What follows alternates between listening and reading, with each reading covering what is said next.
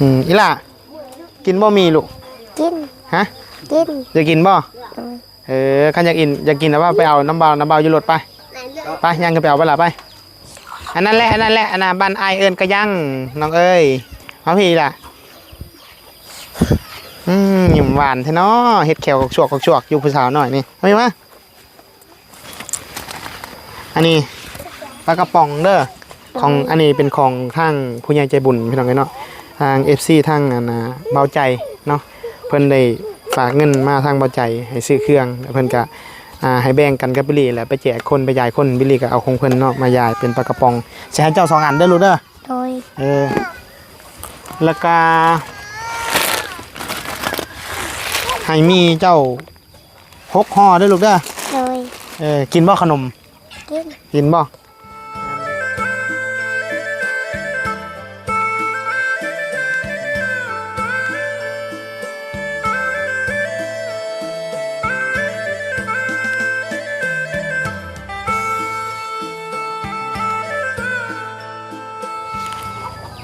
ครับสบายดี FC เบิร์ดสุขุสุคนเนาะพี่น้องเนาะมื้อนี้เนาะวิลลี่มาบ้านพ่อแม่น้องตุ้มไปน้องเลยเนาะซึ่งน้องตุ้มน่ะเห็นว่าก็พ่อกับแม่มื้อนั้นว่าสีมาซอยพ่อแม่เฮ็ดเวียกเนาะวิลลี่ก็เลยว่าสิมาแวะเพิ่นอยู่นี่แหละพี่น้องเอ้ยเนาะจักเพิ่นมาอะไรหรือจักเพิ่นเมื่อพี่น้องเอ้ยเนาะไปเดี๋ยวจะเข้าไปหาเพิ่นอยู่ในบ้านนี่แหละอันบ้านน้องตุ้มนี่เขาเจ้าเฮ็ดหนทางใหม่พี่น้องโอ้ยเข้ามาง่ายบัดนี้แล่นรีบๆเข้ามาเลยหายจากเพิ่นสิอยู่เฮือนหรือบ่เด้อพี่น้องมื้อนี้เพราะว่า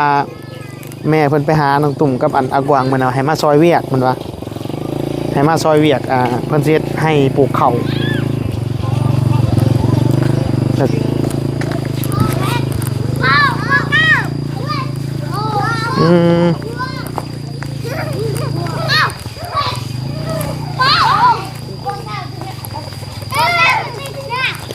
โอ้เล็กหน่อยเล่นยังเล่นแกล้งเกิบบ่ในพี่น้องเนาะผู้ใดเคยเล่นแน่แบบนี้เล่นแกล้งเกิบนี่แกล้งเอาอย่างแกล้งเอาเงินสบายดีไอ้สบายดีโอ้อันใช้อะไรลูกสาวจะบ่ได้มาพี่บ่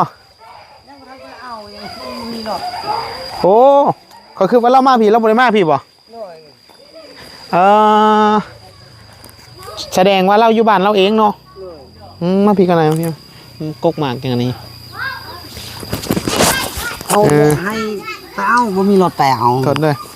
เอาสบายดีสิเด้อสบายดีอันเป็นอะไรก็สิปลูกเขาให้บ่โดยแม่นแหละเอ้าเห็นเว้ากับลูกมันน่ะคือว่าให้น้องตุ่มมาเราบ่ได้มาซ้ำบ่มาแล้วบ่มีรถไปเอารถมันมันโซมันเฮียนหมดรถเจ้านะนั่นแหละเป็นชี้เกียวหมดเลยทางหลังแสดงว่าเราอยู่บ้านพุ่นเนาะโดยเฮ็ดแล้วบ่ให้เฮ็ดย่างอยู่จังท่านสักเลยเล่าบ่ได้มาพี่ซ้ำพี่น้องเอ้ยเนาะเพราะว่าเห็นทางพ่อแม่เพิ่นไปเยี่ยมยามมื้อนั้นพี่น้องเอ้ยแล้วว่าสิให้น้องตุ่มมาซอยเวียกอยู่พี่แล้วบิลลี่คิดว่าน้องตุ่มมาอยู่บ้านพ่อแม่ได้แท้ๆน้องตุ่มบ่ได้เข้ามาพี่ซ้ำพี่น้องเอ้ยโดยยังบ่มีรถไปเอามันเป็นยังรถไผรถคันนั้นรถเจ้าบ่โดยแม่นแหละมันเป็นอีหยังไปพาไปเบิ่งดูโดยมันเป็นยังขี่บ่ได้บ่ขี่บ่ได้เลยโอ้นี่มันชี้เกียวนี่สีเขียวตัวนี้นี่โซนี่มันตกตลอดสีเขียวนี่บ่นี่แหละนี่ตกมาเลยนี่ตกตลอดเลยโซตกนี่เวลาขี่มันตกนี่ต้องได้ค่อยๆไปบ่ค่อยไปได้อยู่ไปไวมันบ่ได้อย่าหลบไปไวล่มตกตลอดเลยเมื่อยเลยมือแตกแล้วนั่งน้อยๆนะไปใส่อะไรพุ่นเลยพุ่นใดส่งเอาส่งมาพี่ลูกมาพี่ฮีล่ะ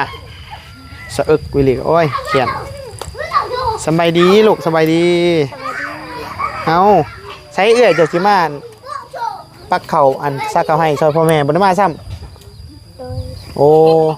เบิ่งเด้อพอเบิ่งเด้อถดเด้อเดี๋ยวเอาไม้ให้เพื่อนน้องสาวนี่ก่อนบางไงนี่ไม้เด้อถดเด้อจะไปโรงเรียนอยู่บ่ลูกบ่เป็นยังบ่เข้าแล้วเลยเข้าโรงเรียนแล้วพี่น้องเลยไปว่าไปอยู่น้องอาตุ่ม ไปบ่บัดแนมเบิ่งพ่อกับแม่ก่อนไปบ่อยู่น้ำเสาตุ่มเจ้าตุ่มเจ้าไปบ่แขวเรางามเลยน้องแขวเราเป็นแขวมาแง่ไปอยู่พุ่นอยู่เฮือนน้อยได้อยู่น้ำตุ่มได้เป็นยังเจ้าคือบ่ชวนตุ่มมาอยู่บ้านพ่อบ้านแม่พี่ชวนเห็นตุ่มน่ะชวนตุ่มมึงเด้อชวนจะบ่ชวนตุ่มจะชวนไอ้กวางเด้อไอ้กวางนี่ไปเฮ็ดเวียกซอยพ่อแม่เด้อสิเด้อเป็นเอาเลยเดี๋ยวจะหน่อยอันเบาสิเอาแนวกินให้เด้อ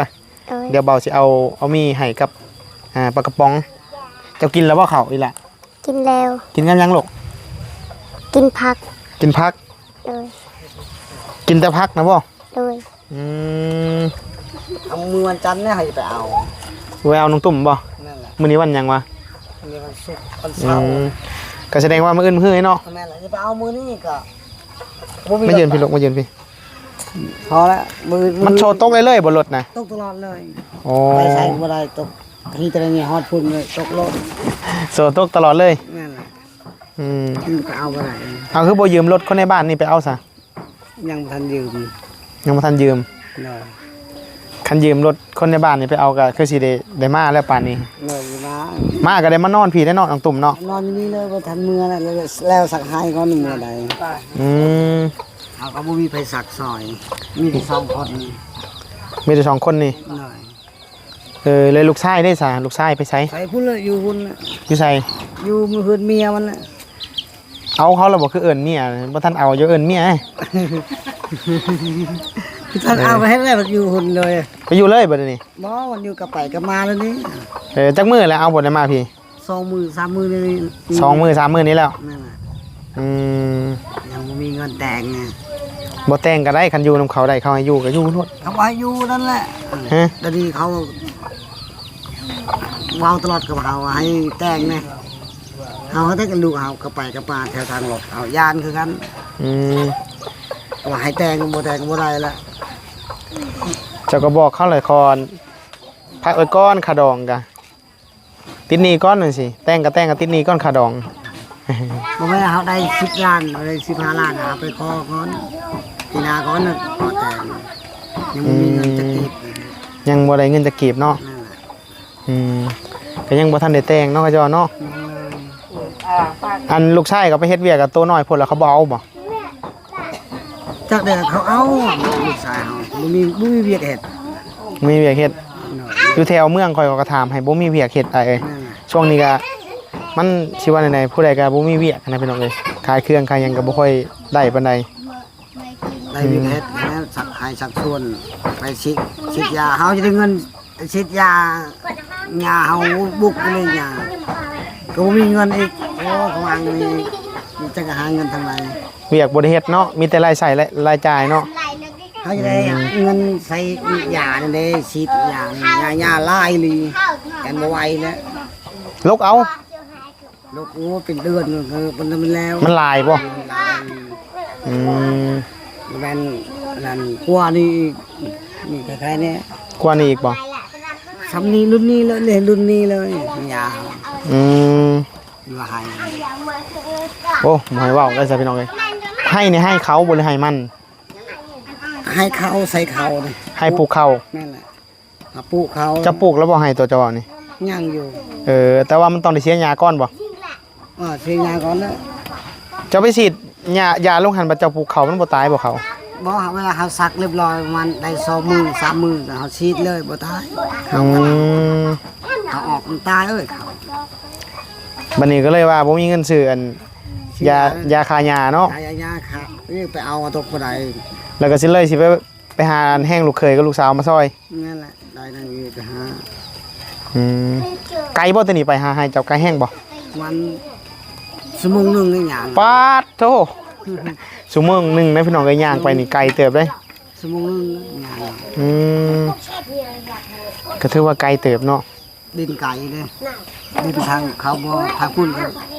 สรุปแล้วคือว่าน้องตุ่มนี่ยังบ่ทันมาผีได้พี่น้องเอ้ยเนาะยังอยู่บ้านเราเอง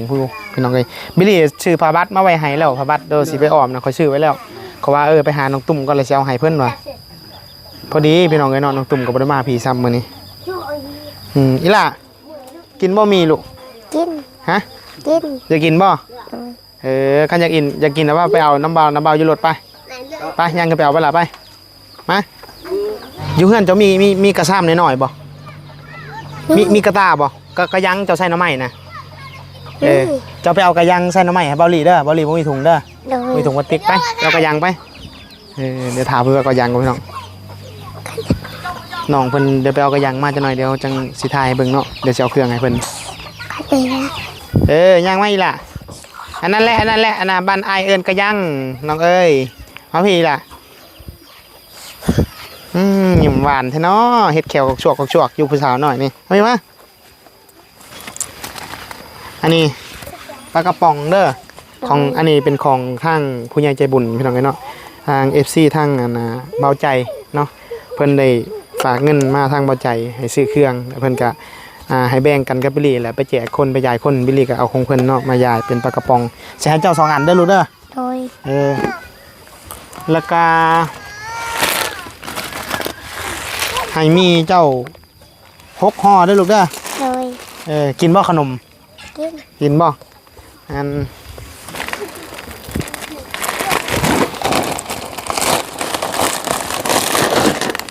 เอาเบาหลีให้ขนมเจ้า3 ถุงเด้อลูกเด้อ โดย เพราะว่าบิลลี่บ่ได้แจกกันเพราะเคลื่อนรถบ่หลายคันแจกกันเด็กน้อยมันหลายคนมันบ่ทั่วถึงกันนะพี่น้องเอ้ยเนาะ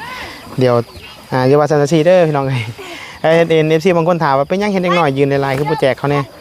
มันใหญ่แล้วมันต้องได้ใหญ่เบิดนะพี่น้องเอ้ยคันให้แต่ผู้นึงผู้เดียวแล้วนะให้แต่ครอบครัวนี่ประมาณนี้นะแต่ว่าเฮาแจกยายขนมแล้วเฮาจะเกียมมาต่างหากเลยพี่น้องเอ้ยเนาะแต่ว่านี่ก็สิเอาให้แต่เฉพาะน้องปลากระป๋องอันนี้เจ้ากินนี่เบิดบ่ผู้เดียวเจ้าบ่หมดเนาะเอาสู่พ่อแม่กินได้หลายเด้อ โดย เอาข้าชันกันเอาสบายดี FC ก่อนสบายดีโอเคพี่น้องเนาะสำหรับคลิปนี้วิลลี่กับสิขอตัวลาไปก่อนเดี๋ยวติดตามเบิ่ง EP ต่อไปเด้อพี่น้องน้องตุ่มยังบ่ทันมาครับเดี๋ยวสิได้เอาผ้าบัตรพายังใหม่เพิ่นต่างหากเพราะว่าซื้อแล้วอยู่ท้ายรถนี่พี่น้องผ้าบัตรในกระสอบนี่เลยสิเอาไปให้เพิ่นกลางแซ่นะเพิ่นนะโอเคพี่น้องเนาะสบายดีบาย